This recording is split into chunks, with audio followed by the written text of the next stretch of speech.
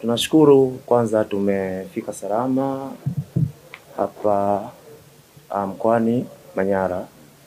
Maandalizi yameenda vizuri na leo tutakuwa na maandalizi ya mwisho kabisa kwa ajili ya mchezo wetu wa kesho. Na sisi kama wachezaji tayari tupo vizuri kuhakikisha kwamba leo katika maandalizi ya mwisho tunapokea kila kilichokuwa bora, kila kilichokuwa kizuri kuhakikisha kwamba mchezo wa kesho tunaenda kufanya vizuri.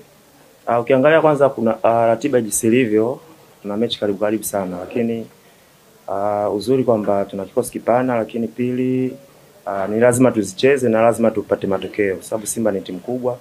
Ni jukumu letu kuhakikisha kwamba tunapambana kwa ajili ya timu, kuhakikisha kwamba timu inapata matokeo. Na mchezo ambao uliopita kwa sababu tuna wapinzani ambao tunacheza nao ni hawa ambao tumetoka kucheza nao mchezo uliopita. Kwa hiyo tunafahamu vizuri, wanatufahamu vizuri. Na siku si nyingi tuseme labda kutakuwa na maandalizi makubwa zaidi ya kile ambacho tumetoka kukifanya katika mchezo uliopita.